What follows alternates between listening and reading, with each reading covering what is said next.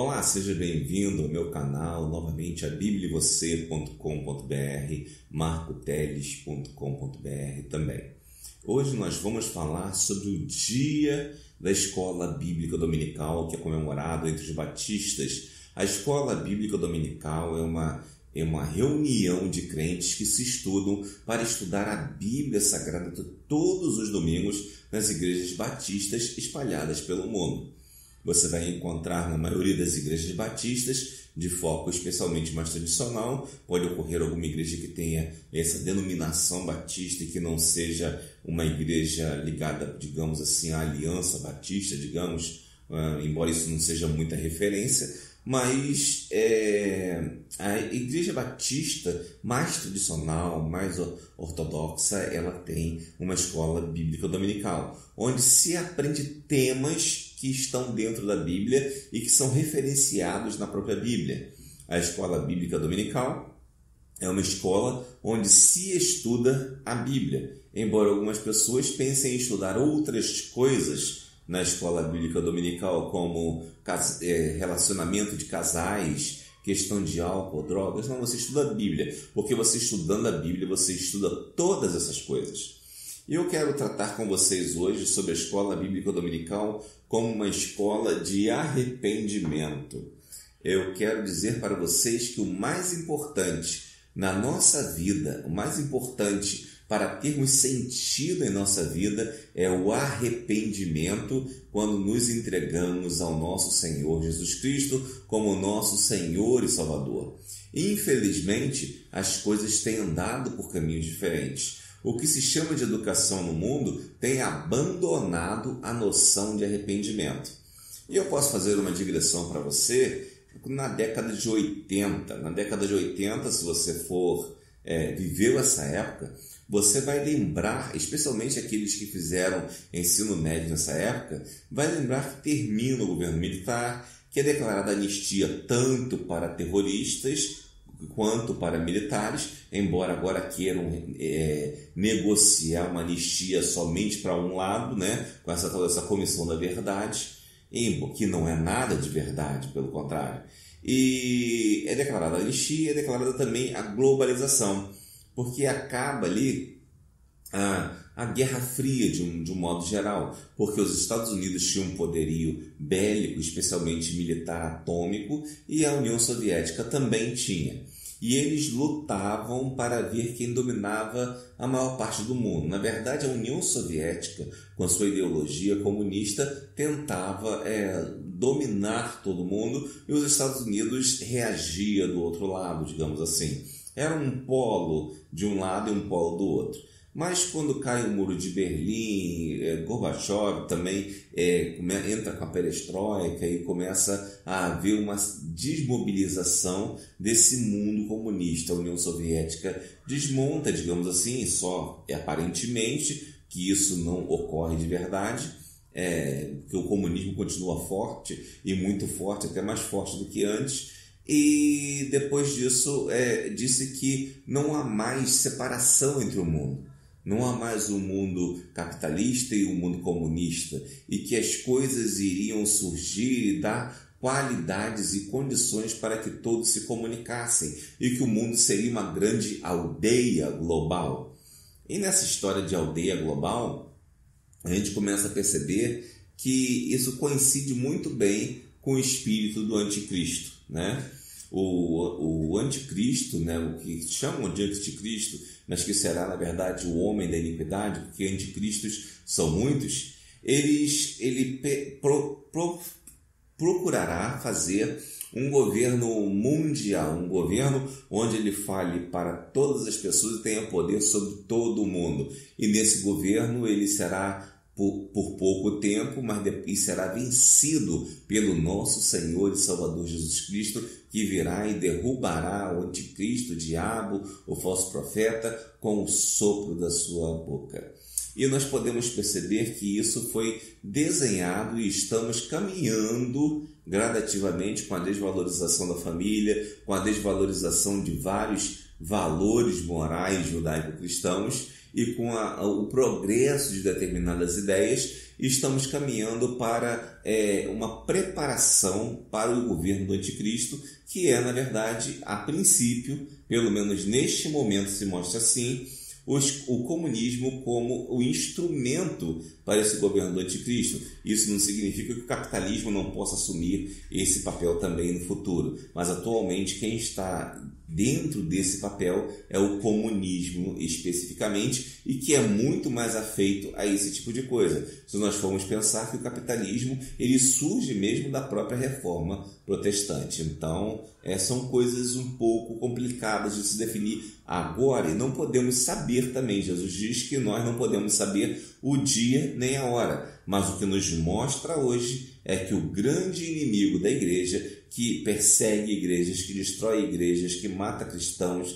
e que tem impedido o cristianismo, que tem criado leis contra o evangelho, que tem propagado ideias de perniciosas sexualmente dentro das escolas de crianças pequenas, é o comunismo. E não podemos negar isso. Sabemos que é verdade. Os comunistas têm tentado impetrar na sociedade muitas ideias, muitos pensamentos que são contrários à vontade de Deus. E essas pessoas, quando chegam na década de 80 e todas essas coisas acontecem, eles ganham a mídia, eles ganham espaço na mídia e começam a pregar suas ideias. Eles, inclusive, se você for observar, fazer uma pequena reflexão sobre essa época, também surge ali a ideia da nova era de Aquário que viria com o ano 2000. Né? E as livrarias são inundadas por um monte de literatura esotérica relacionada a uma questão de nova era, porque seria um novo mundo, uma nova realidade, e muitos desses livros diziam que tinha acabado a era de peixes, que para eles era a era de Jesus Cristo, a era do cristianismo, e que viria uma nova era, e essa nova era seria uma era onde haveria paz para todo mundo seria igual. O que coincide muito com o comunismo e que coincide também com o projeto do homem da iniquidade, com o projeto de dominação mundial do diabo para gerar a grande apostasia. E se nós formos observar também, muitas igrejas foram deixando de ser igrejas para se tornar clubes nesse período. Então é uma coisa que tudo coincide de 80 para cá. De 80 para cá, pode se retroceder ainda 60, mas eu estou tratando de 80 porque eu quero tratar exatamente da escola dominical, que em 80 já era muito importante. E eu quero tratar mais do meu período de vida que eu pude presenciar. E tratando nisso, a escola dominical como uma escola de arrependimento, nós podemos ver que nesse período de 80, que eu quero trazer para você como reflexão, a oposição, especialmente os psicólogos, foram assombrados com uma ideia de sentimento de culpa. Né? E os psicólogos com uma formação marxista, muitas vezes, e vinham com a ideia, porque o sentimento de culpa é isso, o sentimento de culpa é aquilo, é toda a razão dos problemas da sociedade. Tudo que a sociedade tinha de ruim era o sentimento de culpa. E esse sentimento de culpa eles atribuíam ao cristianismo, porque o cristianismo pregava que você precisa se arrepender de seus pecados. E arrependendo-se de seus pecados, você encontra a transformação. E para eles existia o sentimento de culpa, que era a necessidade de se arrepender. Ora, e eles diziam que você não poderia ter necessidade de se arrepender, você tinha que se sentir firme, forte. E nós vemos um pastor aí que teve nessa época, que pregou muito, era muito famoso, estava em grandes emissoras, e quando ele pregava, ele pouco pregava a Bíblia, pregava muito sobre o sentimento de culpa, e esse pastor caiu e foi envergonhado em todas as suas situações, e hoje é um herege, no modo geral. E o que ocorre com isso? Quando eles colocam essa questão de sentimento de culpa como oposição à necessidade de arrependimento, a escola bíblica dominical continua pregando arrependimento.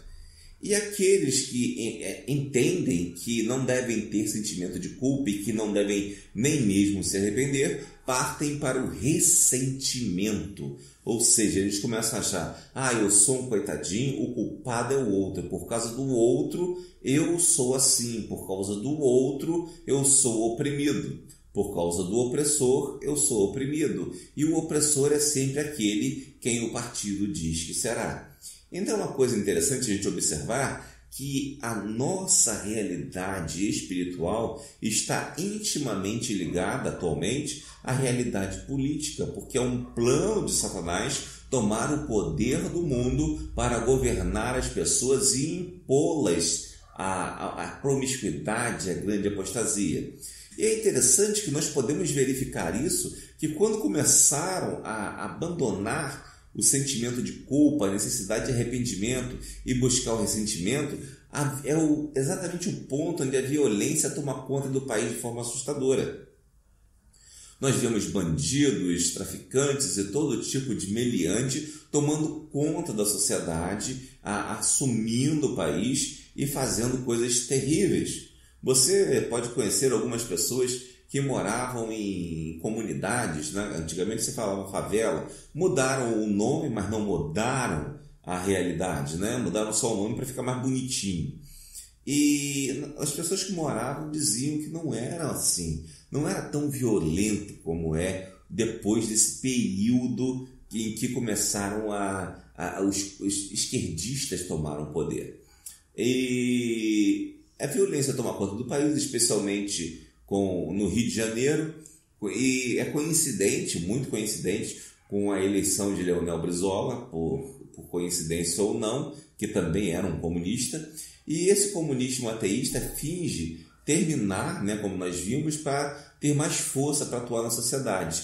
E outra coisa que surge nessa época também, em relação ao sentimento de culpa, é o divórcio, porque as novelas começam a propagar a questão do divórcio e as pessoas se divorciam. E as pessoas não têm mais respeito pela família, começam a se divorciar porque acham que não vem problema. Quem estudou nesse período, que é mais ou menos dos 40, 50 anos, pode lembrar de colegas seus de escola em que estavam tristes, infelizes porque seus pais iriam se divorciar. Hoje em dia, alguns já nem ligam muito para isso, já acham que é uma coisa normal, enquanto as famílias estavam sendo destruídas. Por quê? Porque as pessoas não tinham mais sentimento de que necessitavam de arrependimento. Elas simplesmente resolviam as coisas como se o outro fosse o culpado. Valorizavam o ressentimento. Isso é muito claro na questão do casamento, porque as pessoas saíam porque o outro não o fazia feliz, porque o outro não o compreendia, porque o outro não era a pessoa certa para ele. Ele nunca arrependia-se, seja ele homem ou mulher, nunca arrependia-se e retomava o casamento. Acabou ia acabando essa relação, ficando cada vez mais fácil o divórcio, o que demonstra mais uma vez a questão do sentimento de culpa, do combate ao sentimento de culpa, porque quando você se sente culpado, você pode transformar. Quando você não se sente culpado, você não ocorre a transformação. E atualmente as coisas continuam piorando, o divórcio cada vez pior, a promiscuidade cada vez pior, e estão cada vez mais desvalorizando a questão do arrependimento, que é crucial para o Evangelho. E as escolas do mundo, eu quero tratar de um item agora com você, é que as escolas mundanas buscam um sentido para a vida sem Deus e querem ensinar isso para as pessoas, seja no nível ensino médio ou nas universidades. O sentido para a vida é aquilo pelo qual vale a pena viver, pelo qual a sua vida vale a pena, mesmo que falte tudo para você, mesmo que tudo não dê certo, mesmo que tudo seja ruim, você tem um sentido para a vida. E esse sentido para a vida, ele é transcendente, ele está em Deus. Se você tem esse sentido para a vida em Deus, você pode superar muitas coisas. O Salmo 1, por exemplo, ele nos mostra que bem-aventurado o varão que não anda segundo o conselho dos ímpios, não se detém no caminho dos pecadores, nem se assenta na roda dos escarnecedores. Antes tem o seu prazer como na lei do Senhor, e nela medita de dia e de noite. E diz que os ímpios não são assim, eles são como a moinha que o vento espalha e que não prevalecerão na congregação do justo. Ora, quando nós vemos aí, nós vemos que o Salmo ele está falando que o cristão ele não pode se misturar com essas pessoas que não têm sentido para a vida e que buscam simplesmente fazer tudo para se justificar, para se entreter com as coisas. Essas pessoas estão preocupadas muito mais com a diversão, com o entretenimento, do que realmente com sua transformação de vida. Por isso não querem dar valor ao arrependimento. Dizem tais pessoas que essa busca de sentido para a vida, ela não está no indivíduo, não está no transcendente, mas está na sociedade, nas relações sociais. Ora, se tudo está nas relações sociais, você não consegue fazer nada sem depender do outro, você não é um indivíduo que pode viver tranquilamente, escolher o seu caminho, e se tudo é social e você é determinado socialmente, nós teríamos que renegar a história de algumas pessoas. Vou citar alguns indivíduos aqui que, pelo que me consta, não são evangélicos, mas são pessoas que têm uma história de vida e que mostram que quando a pessoa quer, quando o indivíduo quer, a sociedade não vai impedi-lo. Podemos citar, por exemplo, o caso do famoso marqueteiro, né? Não sei se o termo certo seria marqueteiro, mas é um palestrante, porque ele entende muito de marketing, de uma forma muito natural até, chamado David de Camelot. Davi o Camelô, que ele teve um problema na sua vida, perdeu o emprego e foi até morar na rua. Num período ele estava com sua esposa na rua, ela estava, parece, enferma por algum motivo, talvez até grávida, e ele descobre que ela estava doente. E que o remédio para ela melhorar custava um determinado valor. Ele pega o remédio para o dinheiro emprestado com uma pessoa sem saber como pagar aquele dinheiro. Daquele dinheiro ele vai, em vez de comprar o remédio, ele compra bala, compra doces. Né? E com esses doces ele vende, faz o dobro do dinheiro, compra o remédio, dá para sua esposa melhora e ele compra mais balas e faz mais dinheiro. E assim sucessivamente, claro que com uma capacidade boa de administração, ele vai conseguindo melhorar. E além disso ele demonstra um certo talento, um talento singular. Ou seja, ele era muito comunicativo e conseguia criar coisas e até registrou algumas patentes que faziam com que ele ganhasse e vendesse mais. Ele conseguia criar para uma barraquinha de biscoito e bala, ele conseguia fazer um serviço de delivery, ele fazia várias coisas incríveis. E hoje esse homem chamado David de Camelot, no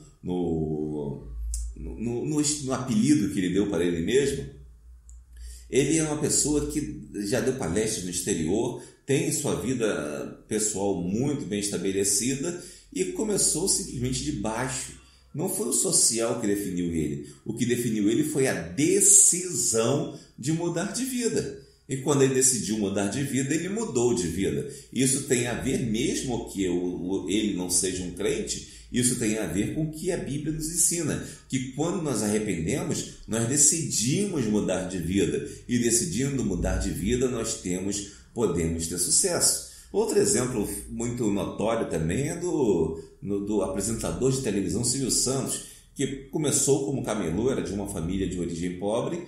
Ele, certa vez, fez um teste para uma rádio como locutor, porque passou uma pessoa da área de comunicação, viu ele vendendo e disse: esse rapaz tem voz. Levou ele para a rádio e ele passou simplesmente à frente de Chico Anísio e também de José Vasconcelos, que eram grandes pessoas na voz. E ele chegou a estar na frente deles para ser locutor, mas depois descobriu: não, eu ganho mais como camelô, lá no Rio, na Lapa. E depois de algum tempo, ele voltou a vender como camelô. Depois de algum tempo, ele conseguiu um emprego numa rádio em Niterói e atravessava de barca. E quando atravessava de barca, ele descobriu que faltava alguma coisa ali para facilitar, tornar aquela viagem mais agradável. E ele criou um sistema de anúncios com alto-falantes nas barcas. Nesse período ele conseguiu fazer alguns tipos de brincadeiras, né, como sorteios e coisas assim, e animou aquela situação e ganhou um bom dinheiro ali. Só que a barca quebrou e ele foi convidado a ir para São Paulo para fazer aquela animação que ele fazia nas barcas em bares e outros lugares de reuniões públicas. Claro que os bares não eram como hoje, que são um antro de prostituição. Os bares eram lugares mais respeitáveis, digamos assim. E ele começa a alugar horários na TV. E com esses horários que ele aluga na TV, ele revende a propaganda e daí ele segue para a sua própria TV. E hoje ele é um dos maiores homens de negócio do Brasil. E é uma história também que não dependeu do social somente. Ele teve vontade, tinha um talento e foi à frente. Ao passo que nós vemos hoje muitas pessoas que têm talento e estão reclamando que não conseguem porque se fazem de vítimas da situação. Claro que algumas pessoas podem ter talento para algumas coisas e não ter talento para negócios. Mas o que você vai fazer? Você vai adaptar o seu talento para que você possa conseguir resolver. Mas isso é outra coisa.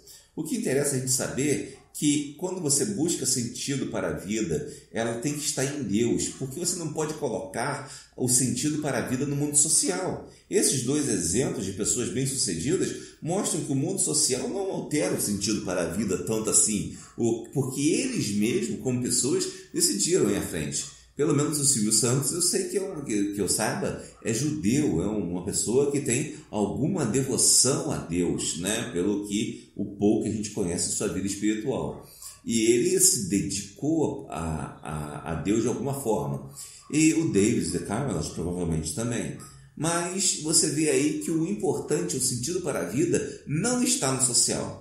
Não interessa qual é o ambiente social que você viveu, em que você nasceu, e a escola bíblica dominical nos ensina isso, que o que transforma é o seu arrependimento. Não interessa muito a situação em que você está, o que importa é o arrependimento, a mudança que você faz em sua vida. Agora, em contraste com essa questão do social também, que não pode ser sentido para a vida, se nós formos pensar que as vítimas são pessoas mais dignas do que as pessoas que não são vítimas, por exemplo, pegando o exemplo do próprio Silvio Santos, tinha o famoso Show do Milhão, que era um programa muito bom, até educativo, né?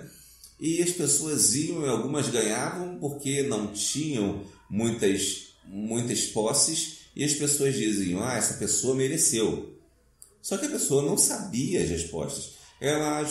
O Silvio Santos de repente era bem agradável, né? E as pessoas ganhavam algum dinheiro.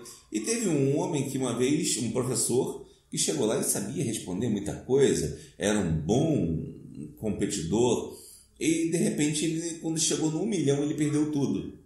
Né? E pensando assim, mas esse homem não merecia? Ele merecia, porque ele sabia responder quase todas as perguntas. Até a última pergunta ele sabia responder, só que ele ficou nervoso e errou. Então, o que acontece? O merecimento não significa você ter necessidade. Você pode ter necessidade e as pessoas ganhavam e todo mundo gostava porque aquelas pessoas tinham necessidade de receber. Mas não necessariamente porque elas tinham merecimento, porque elas não sabiam responder as perguntas. O merecimento vinha por ter uma capacidade de conquistar aquilo, e não meramente pela necessidade. E se a gente for pensar nesse ponto que, isso já demonstra, aliás, que as vítimas para nós, as pessoas com necessidade, são pessoas que merecem mais, quando está errado. Não é que merecem mais, é que precisam mais e que devem ser atendidas como quem precisa e não como quem merece. E se nós vamos pensar que as vítimas são as pessoas mais dignas do mundo, são as pessoas melhores do mundo e tal, nós vamos ter que achar que Hitler era uma pessoa ótima, porque ele era um artista que se dedicou à arte e vendia seus desenhos e não conseguia chegar a lugar nenhum. Foi um órfão, coitadinho, né, que depois foi adotado, até o nome que ele pegou veio de uma outra pessoa, né, que o nome dele inicial era outro. Ele era um soldado que fez uma certa atividade heróica na batalha, mas depois foi desprezado, jogado meio quase que um mendigo pela rua. Mas foi o maior fascínio na hora da história.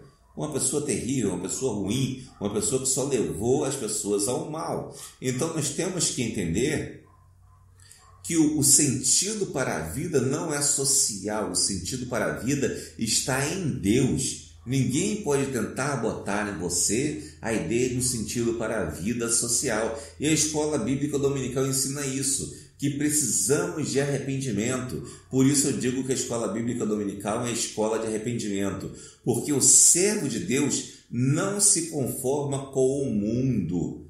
Mesmo que os escarnecedores zombem de nós, mesmo que sejamos prejudicados pelos ímpios, mesmo que sejamos combatidos pelos pecadores, como podemos ver nos dias do próprio Salmo 1, o servo de Deus floresce segundo a vontade de Deus. O justo florescerá como a palmeira, crescerá como o cedro do Líbano, e a vontade de Deus é o melhor para nossas vidas, apesar de que todos possam dizer o contrário, apesar de que o mundo possa dizer o contrário. E a escola bíblica dominical, especialmente nesse dia em que comemoramos o dia da escola bíblica dominical entre os batistas, a escola bíblica dominical é uma escola onde se estuda a palavra de Deus e se prega o arrependimento, porque o arrependimento de nossos pecados é a vontade de Deus para nós, e não somente o ressentimento contra outras pessoas.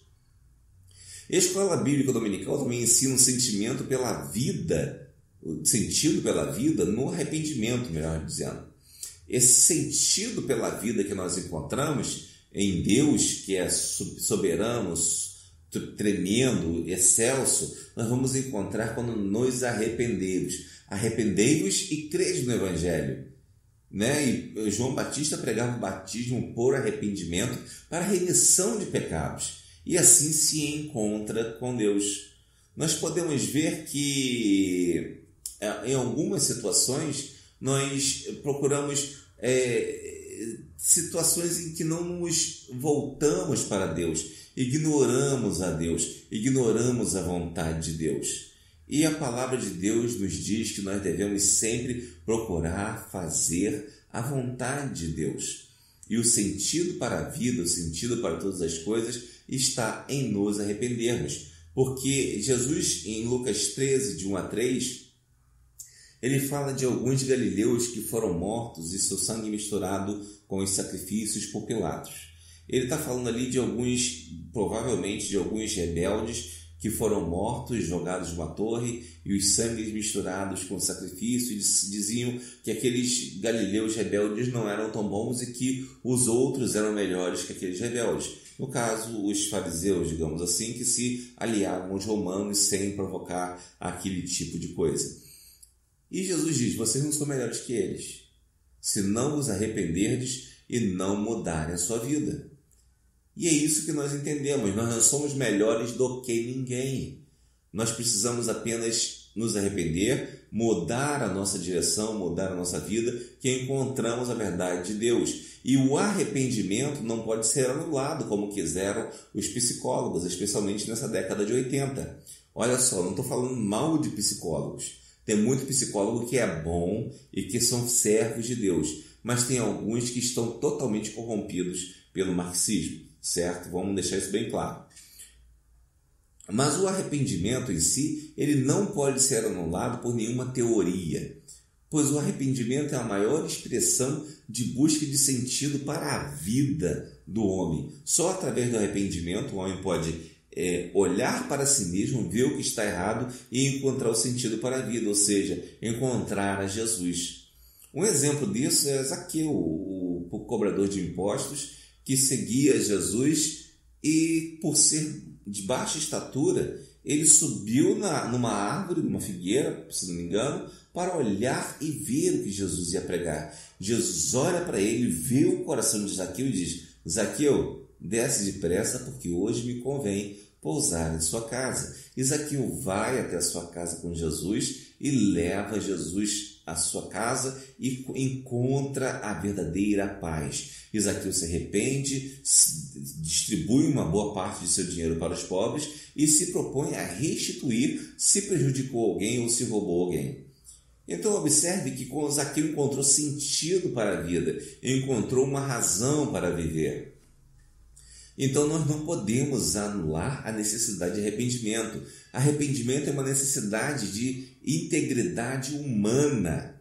E as alternativas para o arrependimento são muito piores, são totalmente pecadoras. Por exemplo, você pode, como alternativa para o arrependimento, tentar pagar seus pecados inutilmente. Como o jovem rico que tinha feito tudo, tinha guardado todos os conhecimentos, todos os mandamentos, mas quando Jesus disse, larga o que tens e segue-me, ele não queria, porque ele ficou triste porque era muito rico, porque ele estava apegado às suas riquezas. E tudo que ele tinha não podia pagar a salvação dele.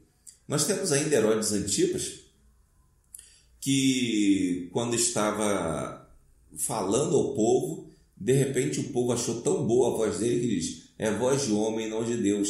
E ele aceitou aquilo como se ele fosse um Deus. E imediatamente foi comido por bichos. Está lá em Atos essa narração, essa narrativa. E se Herodes Antipas tivesse dito, não, isso eu não sou Deus, Deus é um só, provavelmente isso não teria acontecido com ele. Mas como ele aceitou esse tipo de adoração, ou seja, desprezou a Deus, ele teve um fim trágico e tremendo.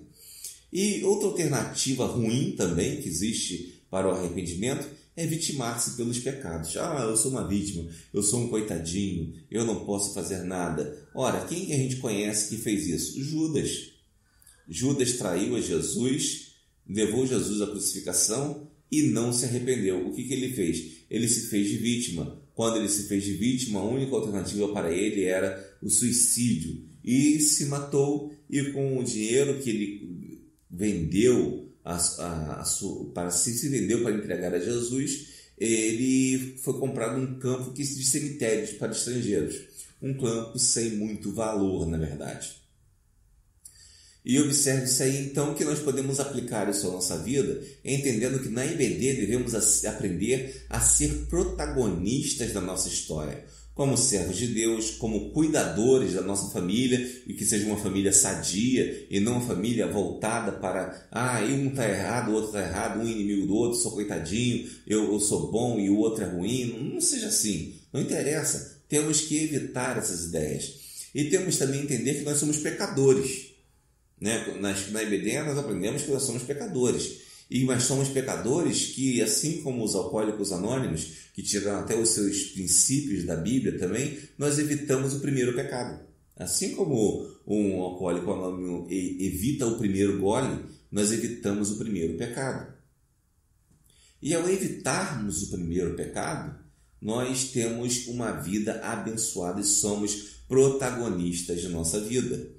E o mundo quer que você seja uma vítima lamentadora para usá-lo como marionete somente. O que interessa para o mundo é que você seja marionete dele, porque você está lamentando como marionete entregue lá, totalmente disponível para ser manipulado. Mas Jesus quer que você, mais que vencedor, pela fé nele, com arrependimento transformador da vontade de Deus. E a IBD também nos ensina que a comunhão transforma relacionamentos. E esses relacionamentos são relacionamentos entre pessoas, e pessoas possuem vidas. E a comunhão, portanto, transforma vidas. Nós vemos, por exemplo, o apóstolo Pedro, por 3 vezes ele deixou de vigiar. Em Mateus 26, Jesus fala que ele iria negá-lo, e ele não diz que não 2 vezes, e depois Jesus chama eles para a oração e Pedro dorme. Então ele deixou de vigiar, mesmo sendo avisado por Jesus. E logo depois ele nega Jesus 3 vezes também, em João 18, 17 a 27. Mas posteriormente, quando Jesus ressuscita dos mortos e encontra ele, pergunta para Pedro 3 vezes, Pedro, você me ama? Você me ama? E Pedro diz, sim, eu amo. Pergunta a 2ª vez, e na 3ª Pedro diz, sim, Senhor, tu sabes todas as coisas, tu sabes que eu te amo. E quando Pedro confessa 3 vezes, observe, esse 3 vezes é interessante, porque ele tem a ver com o superlativo hebraico. Quando você diz santíssimo em português, essa palavra não existia, pelo menos no hebraico bíblico. Existia assim, santo, santo, santo. Santo, quando falava santo, santo, santo, era o mesmo, o equivalente que santíssimo. E quando Pedro confessa 3 vezes, ele está confessando que ele ama muito a Jesus, ama de verdade. Isso você vai encontrar em João 21:17, por exemplo, um texto em que Pedro declara esse amor a Jesus. E ao mesmo tempo que a comunhão que nós temos com os nossos irmãos, com a nossa família, com a nossa sociedade, de modo geral, transforma vidas, mas não é qualquer comunhão, não é a comunhão de você ir no botequim tomar uma cerveja, não é isso. É a comunhão na palavra de Deus, comunhão vivendo, seguindo a vontade de Deus. E isso transforma vidas. Mas agora, se você tem comunhão com alguém só porque bebe uma cerveja ou come um churrasco, isso não é comunhão, isso é apenas entretenimento. Comunhão não é entretenimento em si. E aquelas pessoas que procuram entretenimento ao invés da comunhão, elas não têm bons relacionamentos. E esses relacionamentos criam, os relacionamentos ruins criam vitimismo. E esse vitimismo cria certos inimigos mortais. Um exemplo disso é Saul e Davi. Saul foi ungido rei, mas por desprezar a Deus, por realizar um sacrifício, quando ele não deveria fazer, desobedecendo a lei de Deus, Deus escolheu Davi. E Davi começou a ter sucesso, venceu o gigante Golias, e Saul ficou com ciúmes de Davi. E o vitimismo de Saul é que ele dizia: esse rapaz está querendo tomar o meu trono. E ele começou a se sentir como vítima e se tornou um inimigo mortal de Davi, perseguiu Davi para matá-lo. Inclusive, Davi teve a oportunidade de matá-lo até e não matou por respeitá-lo como servo, como eleito de Deus, como ungido de Deus. E nós vemos coisas assim hoje, por exemplo, no interior do Ceará, há notícias de famílias que são inimigas por gerações, mas sem saber exatamente por que são inimigas, porque um se faz de vítima do outro, né? E essa questão de ser vítima gera uma conexão social entre eles. Ser vítima e ser inimigo.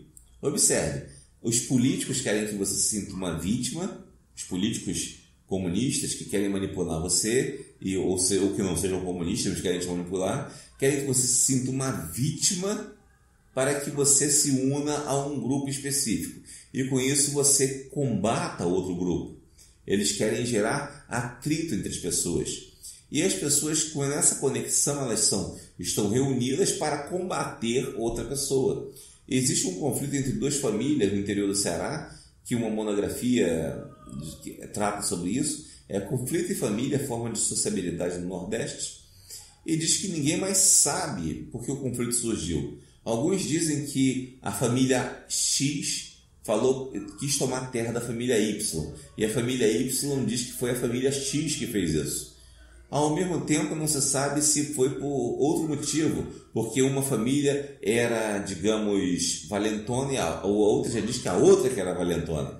Então o motivo você não sabe ao certo, porque o vitimismo tomou conta daquelas pessoas e alterou os relacionamentos de uma forma tal que não podem mais ter comunhão, porque não se arrependem do que quer que seja. Não se arrependem de sua conexão social vitimista que leva à destruição de suas famílias. E é importante observarmos isso. A EBD nos ensina que precisamos nos arrepender para que transformemos os nossos relacionamentos e para que transformemos os nossos relacionamentos em relacionamentos saudáveis.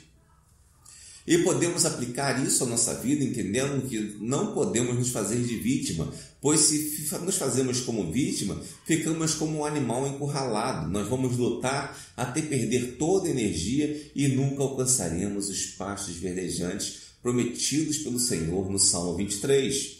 A vítima é uma pessoa violenta com os outros e algoz de si mesma. Ela se destrói em seu coração e ataca as outras pessoas, porque ele se sente uma vítima. Ao passo que uma pessoa arrependida, ela transforma a sua vida e abençoa a vida de outras pessoas. E a IBD, ela nos ensina o amor, porque nós enfatizamos a vontade de Deus através do arrependimento e mostramos que o arrependimento como única possibilidade de dar sentido à nossa vida em Deus, e incentivamos também a comunhão entre irmãos em mutualidade e não em vitimização. Às vezes nos vitimamos uns aos outros, mas precisamos ser mútuos, saber, eu sou errado, mas o outro também é errado, eu estou em coisas certas, o outro também tem, e devemos o quê? Unir uns aos outros para nos fortalecermos, para melhorarmos a nossa vida. E podemos concluir dizendo que devemos aceitar a vontade de Deus, arrependermos dos nossos pecados, de coisas que fazemos e colaborar com o próximo. Por isso, valorize a EBD, vá para a EBD, aprenda o que é a verdadeira palavra de Deus, que está baseada no arrependimento, na vida de arrependimento e não numa vida de vitimismo. Na EBD você tem tudo o que você precisa para ter uma vida feliz encontrando Jesus. E mais nas faculdades você só vai encontrar vitimismo, nos cursos de pós-graduação só vai encontrar vitimismo, mas em Cristo você encontra a possibilidade de encontrar sentido para a sua vida arrependendo-se de seus pecados. Que Deus o abençoe rica e poderosamente.